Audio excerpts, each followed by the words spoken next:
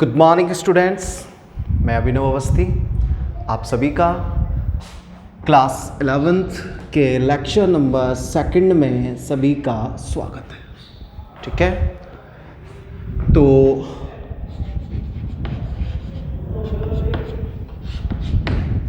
देखिए बच्चों, कल हमारी पहली क्लास हुई थी। पहली क्लास का मतलब एक जनरली इंट्रोडक्शन ही क्लास हुई थी, जिसमें हमने आपको बताया था कि फ़िज़िक्स क्या होती है और आपको कैसे कैसे पढ़ना है, और फिज़िक्स को पढ़ने के लिए हमें किन किन चीज़ों की आवश्यकता होती है स्टार्टिंग से, यानी कि डेफिनेशन ऑफ फिज़िक्स आ रही बात समझ में। तो इन सभी चीज़ों के बारे में मैंने आपको बताया था। इसी के साथ साथ कल हमने आपको ये बताया था कि अगर हम फिज़िक्स को पढ़ना स्टार्ट कर रहे हैं तो हमें सबसे पहले कौन कौन सी वैल्यूज़ हमें ज़रूरत पड़ेगी, कौन कौन सी चीज़ों की हमें ज़रूरत पड़ेगी। तो हमने आपको बताया था, हमने स्टार्ट कराया था मैथमेटिक टूल्स के बारे में। ठीक है, अब जब हम मैथमेटिकल टूल्स के बारे में पढ़ रहे हैं तो मैंने आपको बताया था कि सबसे ज़्यादा या जो फिज़िक्स में जो सबसे ज़्यादा यूज़ में आते हैं वो क्या आते हैं। सबसे पहले मैंने आपको बताया था अवकलन, डिफरेंशिएशन, समाकलन, त्रिकोणमितीय फलन, अलजेब्रिक फंक्शन जिसे हम कहते हैं बीजगणितीय फलन, और बाइनोमियल थ्योरम्स या द्विपद प्रमेय जिसे हम कहते हैं। तो आज कल भी मैंने आपको, जैसे हमारा जो टॉपिक कंटिन्यू चल रहा था अवकलन के बारे में, ठीक है, तो हम उस अवकलन के बारे में अब यहाँ से आगे पढ़ना स्टार्ट करते हैं। एक मिनट।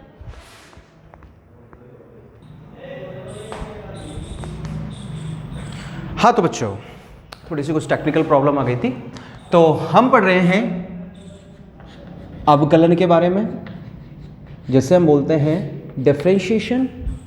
कल मोस्टली मैंने आपको बताया भी था कि अवकलन को है कि आपको कोई भी व्यंजक मिलेगा अवकलन के बारे में कैसे मिलेगा। जैसे कि मैंने आपको बताया था कि dx/dy, इसका मतलब क्या हो रहा है कि हम x का डिफरेंशिएट कर रहे हैं, x को डिफरेंशिएट कर रहे हैं। फॉर एग्जांपल के तौर पे मैंने आपको बताया था x को डिफरेंशिएट कर रहे हैं किसके रेस्पेक्ट में, y के रेस्पेक्ट में। ठीक है, तो आज मैं आपको कुछ फॉर्मूले लिखाऊंगा डिफरेंशिएट कैलकुलेट करने के कि कैसे हम अवकलन करेंगे। तो उनके कुछ फॉर्मूले हैं, तो ज़रा ध्यान दीजिए। तो मैं आपको लिख रहा हूँ अवकलन के सूत्र। ठीक है, तो कोई वैल्यू आगे जैसे आके स्टार्टिंग करते हैं नंबर 1 फंक्शन से, तो d/dx। अब यहाँ पे मैं जितने भी अवकलन करूँगा वो सारे के सारे किसके रेस्पेक्ट में करूँगा, x के रेस्पेक्ट में, यानी कि x के सापेक्ष। तो कोई वैल्यू आ गई मेरे पास x की पावर n, तो इसका अवकलन करेंगे। तो देखो कैसे करेंगे, x अपनी जगह पर है, पावर n अपनी जगह पर है, पावर n कहाँ आ जाएगी आगे, और पावर n में से कितना लेस कर देंगे, -1। तो x की पावर n का अवकलन होता है x की पावर n को आगे ले आइए और पावर में से कितना लेस कर दीजिएगा, 1। फॉर एन एग्जाम्पल, आप एग्जाम्पल के तौर पे देख सकते हैं, जैसे कि कोई वैल्यू आ गई आपके पास d/dx x की पावर 4। ठीक है, तो आपको x की पावर 4 को डिफरेंशिएट करना है। कैसे करेंगे आप, x अपनी कंडीशन पे है, पावर 4 अपनी कंडीशन पे, according this function formula x अपनी जगह पर, पावर 4 अपनी जगह पर। पावर 4 को आप कहाँ ले आए, आगे मल्टीपल में ले आए, पावर 4 में से कितना लेस करेंगे, 1। तो आपके पास कितनी वैल्यू बचेगी, 4x, और 4 में से 1 गया तो कितना बन गया, 3। तो x की पावर 4 का डिफरेंशिएट कितना हो गया बेटा, 4x3। ठीक है, अदरवाइज और कोई एग्जांपल लेते हैं हम, जैसे कि कोई वैल्यू आ गई हमारे पास d/dx x की पावर 9।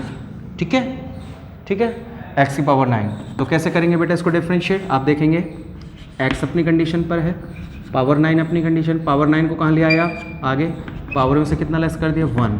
तो 9 का x से मल्टीपल करा है तो 9x, 9 में से 1 गया तो कितना बच रहा है, 8। तो इसका डिफरेंशिएट हो गया ये 9x पावर 8 इस फंक्शन से। ठीक है, इसके अलावा कुछ हम थोड़ी सी जटिल संख्या ले लेते हैं। जैसे आप देखेंगे कोई क्वेश्चन आ गया आपके पास कि d/dx, d का मतलब अवकलन कर रहे हैं किसके रेस्पेक्ट में, x के रेस्पेक्ट में। अब क्या संख्या दे रखी है, जैसे कि आपको दे रखा है √x, तो √x का x के रेस्पेक्ट में या x के सापेक्ष आपको अवकलन करना है। तो देखो बेटा कैसे करेंगे, √x को ले आए, ठीक है, अवकलन कर रहे हैं तो ये हट ही जाता है, पूरा पूरा d/dx हट ही जाता है। अब √x का हम अवकलन कर रहे हैं, तो देखो बेटा रूट का मतलब होता है पावर हाफ, तो x अपनी जगह पर, रूट को आप यहाँ से रूट की जगह पर आप क्या लिख सकते हो, 1/2 लिख सकते हो कि नहीं लिख सकते हो, लिख सकते हो ना बेटा। ठीक है। तो अब डिफ्रेंशिएट करेंगे तो x अपनी जगह पर, पावर हाफ अपनी जगह पर, पावर को कहाँ लिया ये आगे मल्टीपल में, पावर में से कितना लेस कर देंगे -1, इस सूत्र के हिसाब से। देख रहा होगा आपको, ये सभी को ये फंक्शन दिखाई दे रहा होगा, ठीक है। तो आप देखेंगे यहाँ पे क्या बचेगा, हाफ का मल्टीपल x से कराया तो हाफ x। अब देखिए बेटा पॉजिटिव हाफ माइनस के 1 है, यानी कि प्लस की 98 है और माइनस का 1 रुपया है, तो माइनस के 1 रुपये में से प्लस के 98 जाएगी तो माइनस के 98 यानी 50 पैसे तो बचेंगे। तो आप इसको कैसे लिख सकते हो, -1/2, ठीक है। इस टाइप से भी आप इसको हल कर सकते हैं। और कोई एग्जांपल लेके देखते हैं हम, जैसे कि मान लीजिए कोई क्वेश्चन आपको ऐसे मिल गया कि √x का स्क्वायर, ये मिल गया आपको, ठीक है। तो कह रहा है d लग रहा है, तो इसका मतलब अवकलन हो रहा है किसके रेस्पेक्ट में, बटे में dx है तो x के रेस्पेक्ट में हो रहा है, यानी कि रेस्पेक्ट का मतलब सापेक्ष, ठीक है। किसका कर रहे हैं हम डिफरेंशिएट, √x² का, ठीक है। अवकलन करेंगे तो आपको पता है ये पद हट ही जाएगा, d/dx, क्या बचेगा √x², जैसे हम √x² कहते हैं। अब देखिए आपने लोअर स्टैंडर्ड 10th क्लास तक खूब सारी मैथमेटिक्स पढ़ी है और आपके सर ने आपको बताया भी होगा, जिस संख्या पर जितनी घात छड़ी हुई होती है उसका मतलब होता है उस संख्या का उतने ही बार आप क्या करा दीजिएगा, गुणा करा दीजिएगा। तो √x पर कितनी पावर लग रही है, 2, इसका मतलब क्या हो गया, √x का कितनी बार गुणा करा दीजिएगा, 2 बार करा दिया आपने। तो √x इंटू √x, रूट से रूट कैंसिल हो जाएगा, ठीक है। रूट से रूट कैंसिल होगा तो क्या बचेगा आपके पास, x। बोलो बच रहा है कि नहीं बच रहा है, बच रहा है। अब x की पावर कुछ नहीं है तो मैंने कितना मान लिया बेटा, 1। ये समझ में आ गया ना सभी का, रूट से रूट कैंसिल हो गया तो आपके पास क्या बच रहा है, x। ये पता चलता है ना रूट से रूट कैसे कैंसिल होता है, देखो तरीका बताता हूँ आपको। √x को मैं x की पावर हाफ लिख सकता हूँ, इंटू इस √x को भी मैं x की पावर हाफ लिख सकता हूँ। अब देखो बेटा बेस समान है क्या, नहीं, बेस इक्वल है, तो आपको मालूम है जब बेस इक्वल होता है तो पावर क्या होती है, ऐड होती है, तो आधा और आधा कितना हो गया, 1, x की पावर 1, ठीक है, बराबर। अब इसको डिफरेंशिएट कर लीजिएगा, x अपनी कंडीशन पर है, पावर 1 अपनी जगह पर है, पावर 1 कहाँ आएगा बेटा, आगे, और 1 में से कितना घटा देंगे, यानी पावर में से 1 लेस करते हैं, क्या बचेगा, 1 का मल्टीपल x से कराया तो x, 1 में से 1 गया तो कितना हो गया, 0। अब जिस संख्या की पावर 0 होती है उसका मान कितना होता है बेटा, 1, ठीक है। आप इस स्टेप से इस फॉर्मूले के बेसिस पर आप डिफरेंशिएट को कैलकुलेट कर सकते हैं, ठीक है, ओके। अब मैं कुछ फंक्शन लिख रहा हूं आपके सामने, या कुछ सूत्र लिख रहा हूं जो आपको बहुत ज़्यादा यूजफुल साबित होंगे आगे। जैसे पहला तो हमारा ये हो गया, नंबर 2 d/dx। अगर आप x के ही सापेक्ष अवकलन कर रहे हो तो उसका अवकलन निकल कर आता है 1, ठीक है। Number 3 d/dx। अब आप अवकलन कर रहे हो बेटा log x का, log log x, log x का अवकलन होगा बेटा 1/x, ठीक है।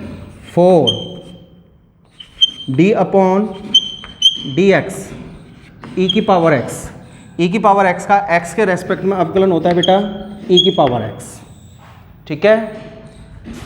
फॉर्मूला नंबर 5 d/dx a की पावर x, इसका सूत्र होता है बेटा a की पावर x log a, ठीक है। इसके बाद छठवां d/dx कांस्टेंट, कांस्टेंट का अवकलन होता है बेटा 0। 7 d/dx, अब मैं ट्रिग्नोमेट्रिक फंक्शंस का बता रहा हूं आपको, sin x का, sin x का अवकलन होता है बेटा cos x। 8 d/dx cos x का अवकलन होता है बेटा -k sin x, ठीक है। 9 d/dx tan x का होता है बेटा sec²x, ठीक है। 10 d/dx cot x, cot x का अवकलन होता है बेटा -k cosec²x, ठीक है। उसके बाद 11 तो आप देख सकते हैं series sine cot tan cot sec, तो D upon D x sec x, sec x का अवकलन होता है बेटा सेक एक्स टेन एक्स, ठीक है। 12 d upon D x sine cot tan sine cos tan cot sec. अब बारी आती है कोसेक, कोसेक एक्स का अवकलन होता है बेटा माइनस के cosec x into cot x. तो ये मैंने आपके सामने फंक्शन लिखे हैं, सूत्र लिखे हैं, आप एक बार इन सूत्र का स्क्रीनशॉट ले लीजिएगा।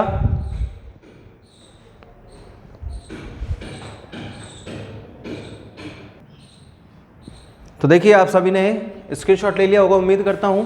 इसके बाद हमारा अगले कुछ फंक्शंस आते हैं, वो थोड़े इंपॉर्टेंट हैं, आपको समझने पड़ेंगे। जैसे डी अपॉन डी एक्स, कोई संख्या आ गई आपके पास a प्लस बी, यानी कि मान लेते हैं सर a और b x के फलन हैं और दोनों किस में है, ऐड हो रहे हैं, दोनों जुड़ रहे हैं, तो इनका अपकलन कैसे करेंगे। मैं मान लेता हूं सर ये फर्स्ट नंबर है और ये सेकंड नंबर है, ठीक है।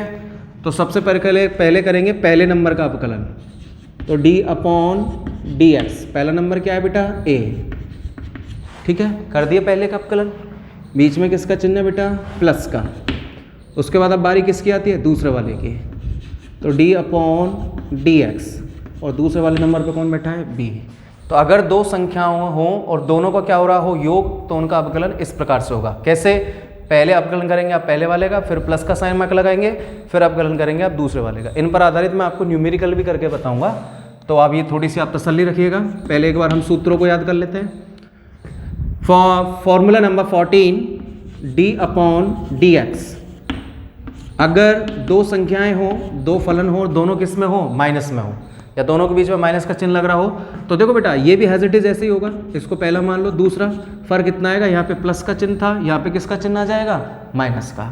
तो हम सबसे पहले करेंगे पहली संख्या का अवकलन, तो डी अपॉन डी एक्स ए, अब बीच में किसका चिन्ह है बेटा, माइनस का। अब अवकलन करेंगे दूसरी वाली संख्या का, तो D upon D X B. Clear. Formula number 15 कहता है कि अगर दो संख्याएं गुणा में हों, जैसे कि a इंटू बी,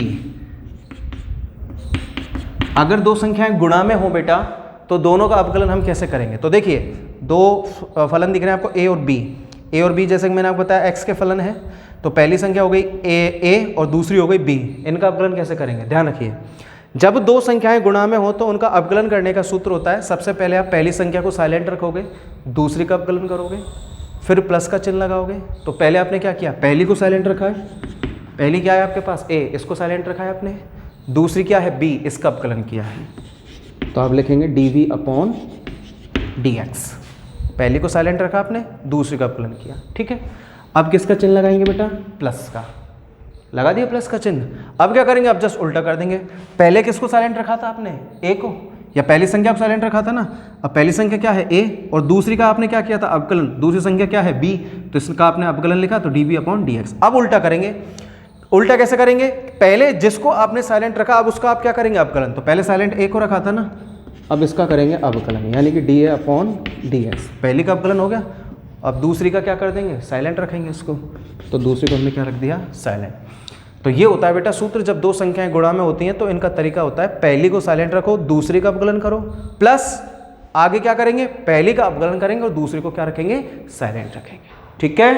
कोई दिक्कत किसी को, कोई परेशानी, एक बार आप वापस से और इसका स्क्रीनशॉट्स ले लीजिएगा, आपको दिक्कत नहीं आएगी। लास्ट एंड फाइनल एक फंक्शन और है हमारा, उसको हम देख लेते हैं, डी अपॉन डी एक्स। अगर दो संख्याएं बटे में हों, अगर दो संख्याएं कैसी हों बेटा, बटे में हो, तो उनका अवकलन निकालने का सूत्र होता है, आप देख लीजिएगा। देखो बेटा a हो गई फर्स्ट और b हो गई सेकंड, तो a को मैं अंश बोल सकता हूं, b को मैं हर बोल सकता हूं। तो जब दो संख्याएं बटे में हो तो उनका हल करने का तरीका कैसे होगा, उनका अवकलन कैसे निकालोगे, सूत्र कैसे बनेगा। ये हर वाली संख्या आपको b नजर आ रही है कि नहीं आ रही है, आ रही है ना हर वाली संख्या b, तो बेटा आप हर वाली संख्या को रखेंगे कांस्टेंट, ठीक है, एज इट इज रखेंगे। अंश वाली का करेंगे अवकलन, तो dA/dx। तो सबसे पहले आपने क्या किया बेटा, हर वाली संख्या को एज इट इज रखा है और फर्स्ट अंश वाली संख्या का आपने क्या किया बेटा, अवकलन। ठीक है, अब किसका चिन्ह लगाएंगे बेटा, माइनस का लगा दिया। अब क्या करेंगे, उल्टा, अंश वाली संख्या को एज इट इज रखेंगे, हर वाली संख्या का क्या करेंगे, अवकलन, तो dB/dx कर दिया। और बटे में जो हर वाली संख्या है उसका स्क्वायर कर देंगे, तो बटे में क्या हो जाएगा बेटा, b²। तो ये सारे फॉर्मूले हैं अवकलन के। एक बार आप इनका स्क्रीनशॉट ले लीजिएगा या आसानी से इनको लिख लीजिएगा, स्क्रीनशॉट लेंगे तभी लिख पाएंगे। तो मैंने आपको मेजर जो फंक्शन होता है अवकलन का वो होता है बेटा ये, मोस्टली अवकलन इसी बेसिस पर निकल कर आते हैं, x की पावर n से, जिसका मैंने आपको बताया था कि पावर n कहाँ आ जाती है, आगे, और पावर में से हम कितना लेस कर देते हैं, 1। इस पर बेसिस मैंने अभी आपको कुछ एग्जांपल्स भी करके बताए हैं x की पावर n पर बेसिस। अब हम क्या कर रहे हैं, मैंने आपको कुछ फॉर्मूले लिखाए हैं, जैसे कि x का x के रेस्पेक्ट में अगर डिफरेंशिएट करोगे तो वैल्यू 1 निकल कर आती है, log x का आता है 1/x, e की पावर x का एज इट इज e की पावर x रहता है, a की पावर x का होता है a की पावर x log a। अब आपको ये e दिख रहा होगा, ये e क्या है बेटा, log का बेस, जिसे हम बोलते हैं आधार। ठीक है, अब ये कांस्टेंट है, कांस्टेंट का क्या होता है 0, sin x का क्या बनेगा cos x का minus sin x, tan x का sec² x, cot x का माइनस के cosec² x, sec x का sec x tan x, cosec x का माइनस के cosec x cot x। और ये हो गए बेटा एडिशन वाले, ये सब्ट्रैक्शन वाले, ये मल्टीपल वाले और ये डिवाइडेशन वाले। ठीक है, आप इनकी प्रैक्टिस कीजिएगा घर पे जाकर। ये केवल फंक्शंस हैं जो मैंने आपके सामने लिखे हैं। इन फंक्शंस को आप सूत्र हैं, इन सारे सूत्रों को एक बार आप बिना देखे रिवाइज कीजिए और बिना देखे अपनी रफ कॉपी में लिखिए। जब आपके साथ ये सारे सूत्र याद हो जाएंगे उसके बाद फिर हम आपको आगे न्यूमेरिकल पढ़ाना स्टार्ट करेंगे। तो एक बार आप इनका स्क्रीनशॉट ले लीजिएगा।